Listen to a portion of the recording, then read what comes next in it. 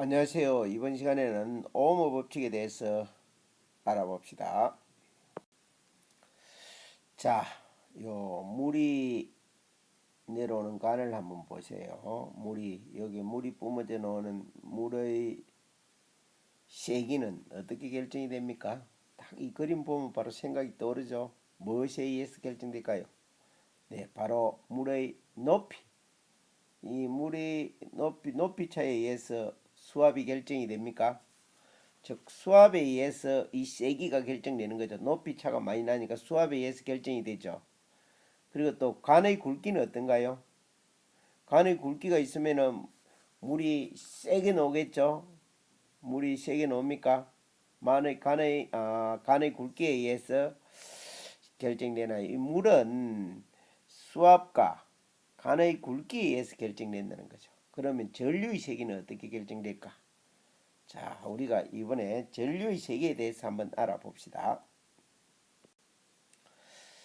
자, 전압과 전류 사이의 관계를 알아보기 위해서 이러한 회로도를 한번 잘 보세요. 자, 여기 전압계는 백열로 연결되어 있고 여기 저항 한 개가 연결되어 있고 다음 전류계, 다음 건전지 스위치가 연결되어 있죠.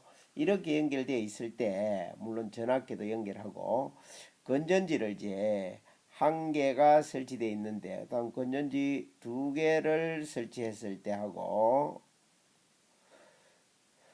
두 개, 세 개, 네 개를 설치했을 때 전압 여러분 건전지가 세 개라면 건전지 한 개의 전압이 얼마인가요? 1.5V죠. 1.5V. 두 개면은 3V.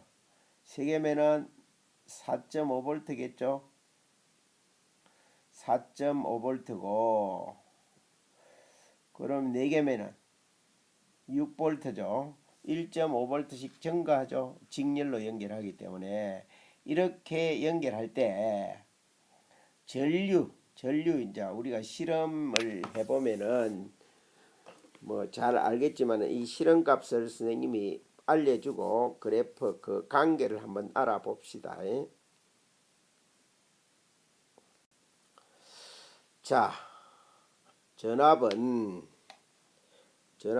조금 전에 선생님이 전압은 세 건전지를 한 개 연결하면은 1.5V, 직렬로 연결했을 때 두 개 연결하면은 3V, 세 개 4.5V, 6V. 물론 우리가 실험할 때는 여러 반이 쓰던 것을 쓰니까 뭐 딱 1.5V 안 나오는 것도 있고 1V 되는 것도 있고 각각 차이가 있습니다. 자, 이제 전류는 선생님이 임의로 주었습니다. 전류는 150mA, 300mA, 450, 600mA.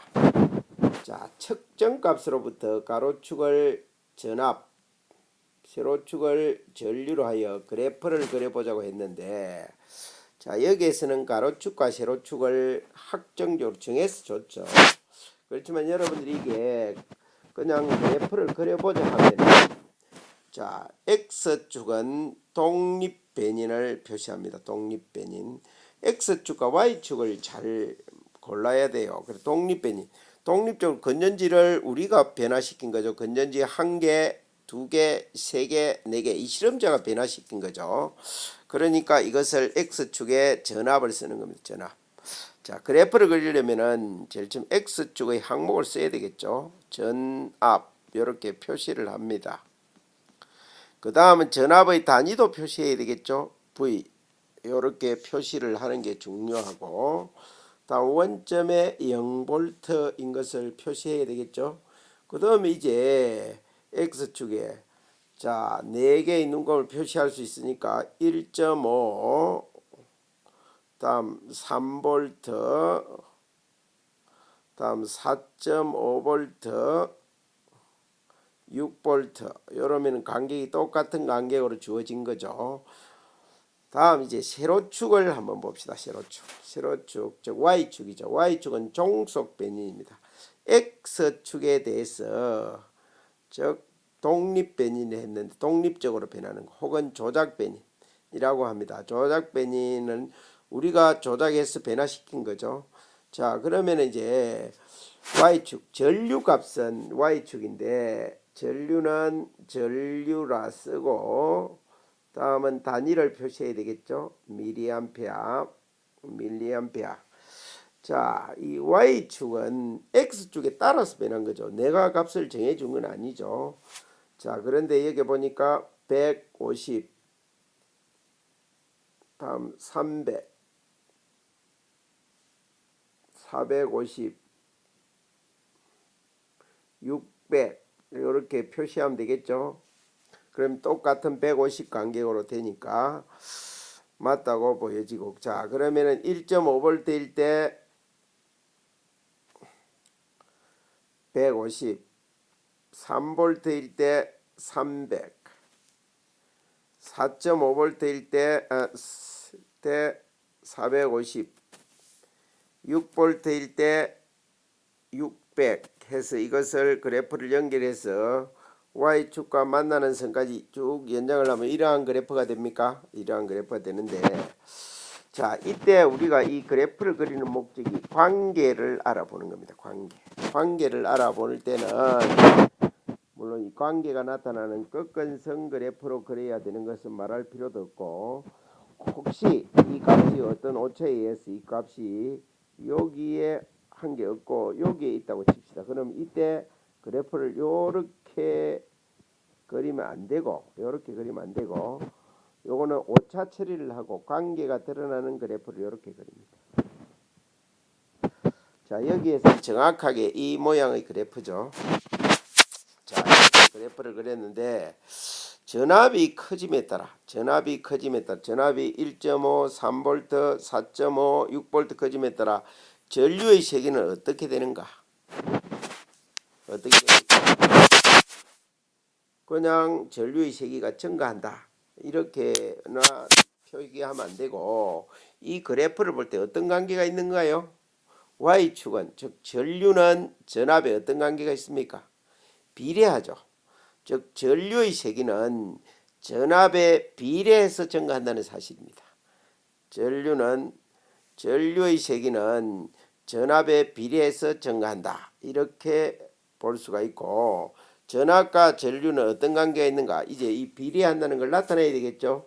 그러면 이제 자, 위에 공간이 있는데 써보면은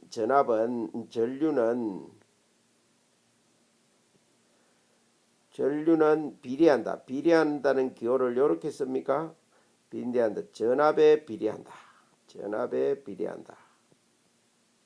이렇게 씁니다. 물론 뭐 우리가 말로 쓸 수도 있겠죠. 전류는 전압에 정비례한다. 비례한다. 이렇게 표기할 수도 있습니다. 자, 전기저항. 여러분, 저항이라는 말이 무슨 말인가요? 저항. 방해하는 거죠. 방해하는 걸 저항한다고 하죠. 즉 전류의 흐름을 방해하는 성질을 전기저항이라 합니다. 전기저항. 단위는 ohm을 쓰죠. ohm. 금속의 종류에 따라 전류의 세기가 달라지는데, 아래 실험의 그래프를 한번 보면은 금속 A가 있고 금속 B가 있습니다. 같은 전압을 걸어줬는데 전류의 세기가 어떻게 되는지 한번 봅시다. 자, 같은 2V 전압을 걸어줬을 때 A는 0.4A였는데 B는 0.8A입니다. 저항이 어떤 게 크나요? 전류의 세기가 적게 흐르는 게 저항이 크겠죠. 방해가 크다는 거죠. 방해가. 그런데 큰데 어느 정도 큰가요? 전류의 값이 2배로 차이 나니까 금속 A의 저항이 금속 B보다 2배 크다는 걸 알 수 있죠. 금속 A의 저항이 금속 B보다 2배 크다는 것을 이 그래프를 보면 알 수가 있습니다. 그리고 1ohm은 이때 1ohm 단위가 ohm이라 하고 이렇게 표시한다 했는데, 1ohm은 1V의 전압을 걸었을 때 1A의 전류가 흐르는 도선의 저항을 1ohm이라고 합니다. 1ohm. 그리고 이 저항의 크기를 도선의 길이와 굵기에 따라서 한번 알아봅시다. 자, 이걸 가지고 바로 여러분에게 설명하면은 이해가 조금 쉽지 않으니까 이것을 둘로 나누어서 한번 봅시다. 둘로 나누어서 그냥 전기 저항을 떠나서 이런 복도에 사람이 통과한다고 봅시다. 복도. 자, 여기에 번호를 매겨 봅시다. 1번 복도, 2번 복도가 있다고 칩시다. 이 복도에 우리가 자, 비상경보 올려서 이 복도를 다 통과해서 나간다고 칩시다. 복도의 폭은 똑같아요. 폭은 똑같고 가운데서 누가 여러분들이 똑같은 관계로 들어가서 방해를 한다고 통과하지 못하도록 막고 있다고 칩시다. 똑같은 데서 막고 있는데 자, 비상경보 올려서 다 통과해 가면은 어느 복도가 가장 쉽게 통과합니까? 복도의 길이가 짧을수록 빨리 통과하겠죠. 복도의 길이가 길면은 시간이 많이 안 걸리겠습니까? 즉 시간이 많이 걸리는 것이 통과하기 어려운 것이 저항이 큰 거죠. 그러니까 2번이 1번보다 저항이 크다는 거죠. 길이에 비례합니다. 전기도 역시 마찬가지예요. 전기도 즉 전류의 저항은 길이에 비례합니다. 길이에 비례한다. 길이에 비례한다. 이런 것을 알 수가 있고 다음은 이제 오른쪽에 있는 거 3번, 4번을 봅시다.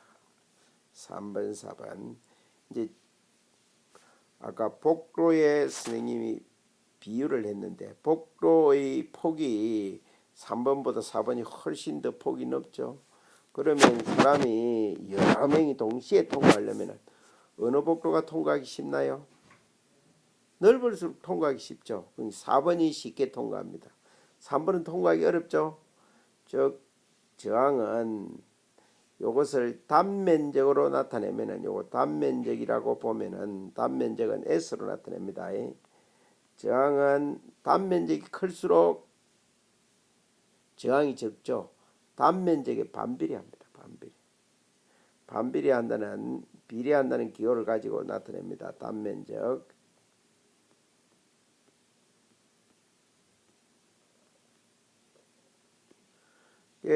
단면적에 반비례하죠.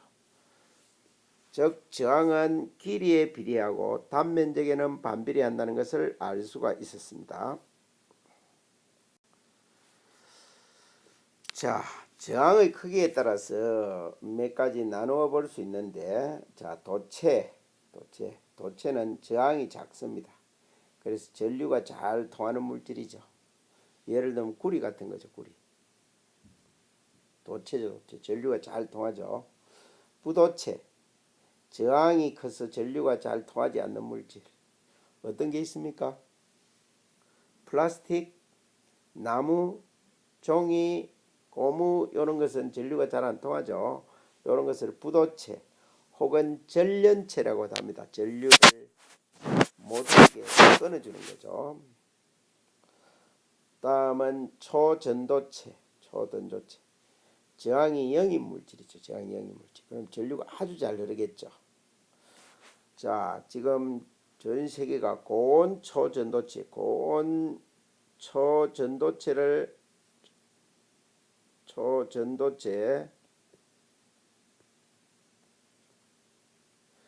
만들려고 하고 있습니다.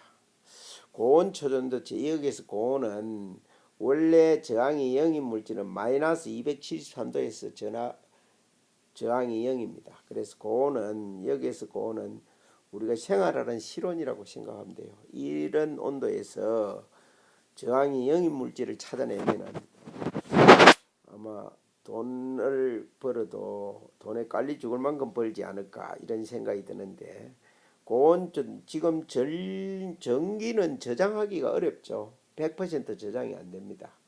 우리가 전기를 저장하기 위해서 양수발전소 물을 퍼올리는 거죠. 그리고 퍼올리면은 30%가 안 됩니다. 그 저장이 100% 돈을 들여서 30%도 안 나오는 거죠.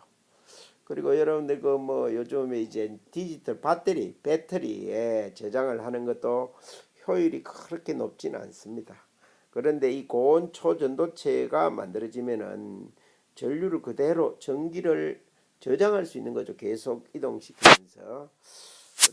고온 초전도체 0에 가까운 물질을 찾기만 한다면은 정말 좋겠죠. 다음 반도체 저항이 도체와 부도체의 중간 정도의 물질.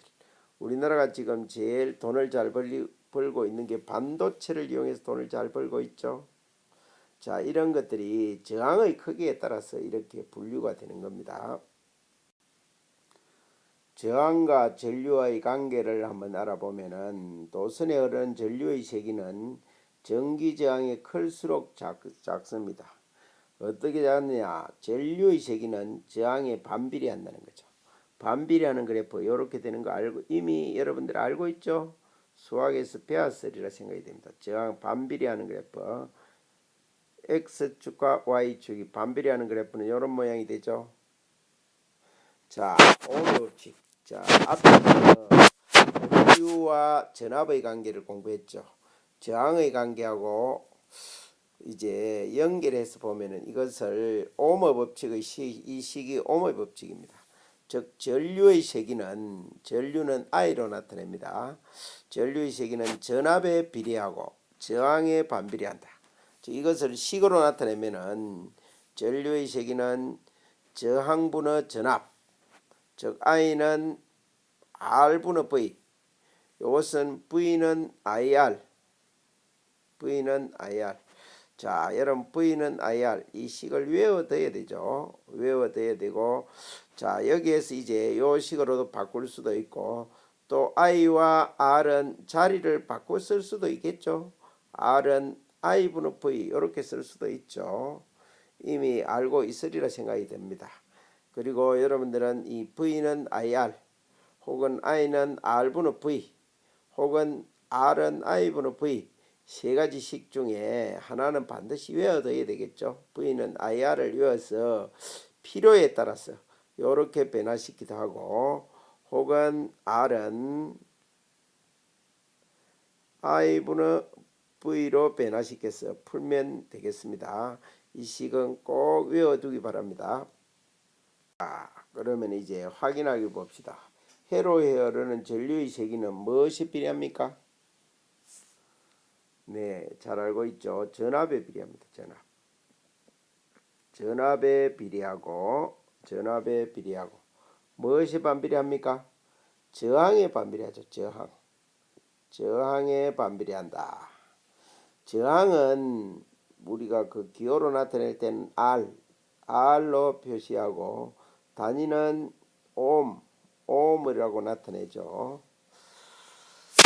다음 문제를 보면 전기저항의 20오음인 니크롬선에 6V의 전압을 걸어주었다. 전류의 세기는 전류 I는 R분의 V입니까? 자, 전기저항 20오음분의 6V 요 구하면은 이제 암페어가 되겠죠. 즉 어떻게 됩니까? 10분의 3이 됩니까? 0.3 암페어죠. 이렇게 오음의 법칙을 이용해서 전류 값을 구할 수 있어야 되겠죠. 자, 오늘은 여기까지 공부하겠습니다.